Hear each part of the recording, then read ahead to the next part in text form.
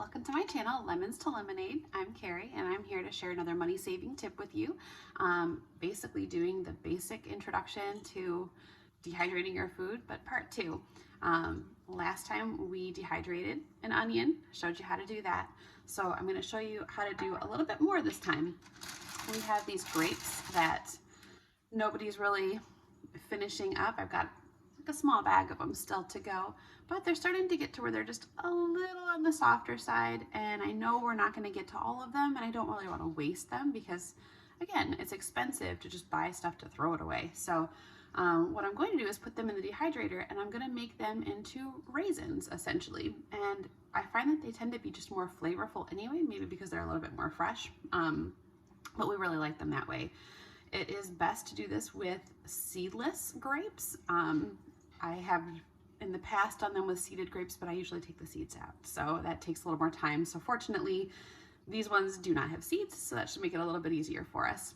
But I'm gonna go ahead and get them ready. I'm gonna make sure everything's really washed. I'm gonna dry it the best I can, and I'm gonna cut them all in half and set them out on our dehydrating trays. I've got our grapes completely washed and ready to go. Now that the grapes are all clean, I'm starting the process of cutting them in half. You don't have to do this step. If you have smaller grapes, or if you just prefer not to have them cut, you could just put them whole as they are on the dehydrating trays and let them dehydrate. I do like to cut them in half for a couple of reasons. In our case, cutting them in half is nice because it actually makes it look like we have double the raisins. So when you've got lots of little snackers or people who just like to snack on things, it's more bites to take, so it makes the snack last longer. Another benefit to it is that it actually cuts your dehydrating time quite a bit.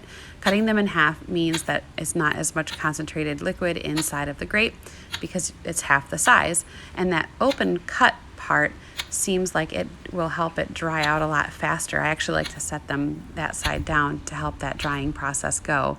But the one thing that you do want to keep in mind when you do this is, as you cut them, that side that's now exposed, that was the middle of the grape, once it's dehydrated, that side will be a little stickier. So if anyone in your family has sensory issues and they don't like that texture, that's one thing to keep in mind.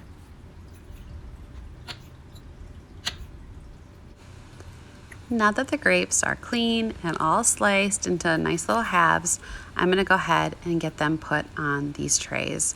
So initially, my rule for when I dehydrate things is to spread everything out and make sure that they're not touching or too close. You'll notice in some of these, I get a little crowded and they might touch just barely. That's going to be okay in this case because in about an hour, I'll be taking them and kind of moving them around a little bit because they'll have shrunken just a little by then. So then they'll have the space between them. But if you let everything touch on the tray and you don't do that, you don't move them and you let them continue to touch through the whole process, you're going to find that there's parts where they just kind of stick together.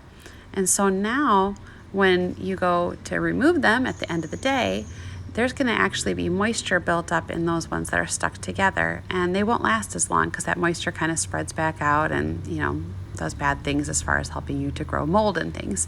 So the spacing is important and something that's worth noting.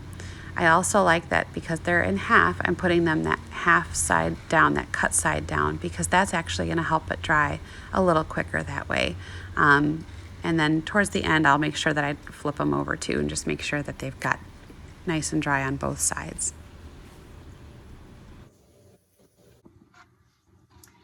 So we get a little bit of bonus fruit going too. I have just a little bit of strawberries left as well. And since I have a couple more trays still free, I'm gonna go ahead and put them in the dehydrator at the same time as the grapes.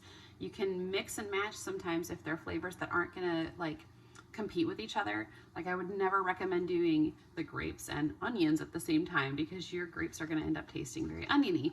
But something like another fruit like bananas or strawberries, it's not going to make a difference. It's going to be still very flavorful, still very good, and it won't absorb that flavor that you would from a stronger tasting item going with them. So I'm going to go ahead and get these sliced up as well and put them on the tray too. So I got my strawberries sliced. I try to slice them pretty thin and set out. They'll dry pretty quick, and I found that I had just a little extra room on my dehydrating tray, and I had just a few raspberries left in the fridge. So I went ahead and just figured, you know what, let's try them out because I haven't done them before. So I'm putting them in just to kind of fill up the tray and see what we do with those. I've got everything in the dehydrator outside because that is a nice day. Might as well do it outside. I'm going to go ahead and get all these little pieces turned over so that they can dry evenly because they've been going for a little while at this point. And as I get everything turned over, I'm just making sure nothing is touching. I'm trying to spread them out. I'm trying to make sure everybody's got some breathing room. And I do this with each piece on each tray. Well, it's the end of the day, which means the end of my dehydrating project. I will show you how everything turned out. We have strawberries, what are basically like a little strawberry chip. Super tasty, very flavorful. They are slightly bendy without totally snapping, which is fine in this case because we're going to be using them probably this week with snacks as salad toppers and trail mix, things like that. Same thing for our grapes that are now fully raisined. They look really nice. They are bendy. They are very sweet. The flavor is very concentrated in these because there's no water, so it just makes everything more strong in that flavor palette. I did try something new to me anyway that I have not done. I had some raspberries, just a few left in a carton, and I had a little bit of space left on my dehydrating tray. So I went ahead and dehydrated some of them. I cut them in half and put them on there. They came out really nice. They are slightly more crisp than the other fruit is, but so flavorful. The flavor's really good. So that'll be nice with maybe some dark chocolate in a little trail mix with, you know, some pecans or something. So it'll be a good option. Again, this is probably not a project that I would store super long term, something that I would use in the next week or two here, but it does extend that shelf life a little bit for our fruit because these were going to be going bad in just a few days and tossed. So this gives us an option to use them in a different way and not have to spend again. One thing to keep in mind with these and any other things that you dehydrate, when you preserve them before you eat them, it's not a bad idea to just look them over and make sure there's no mold or odor or anything, because if it's sat for a while, you just want to double check.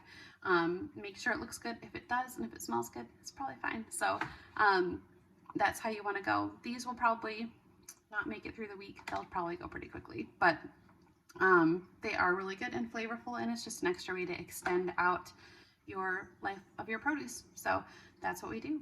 If you have other dehydrating projects that you've done and you'd like to share, please leave a comment. I would love if you would like and subscribe, and I will see you in the next video. Thanks. Bye.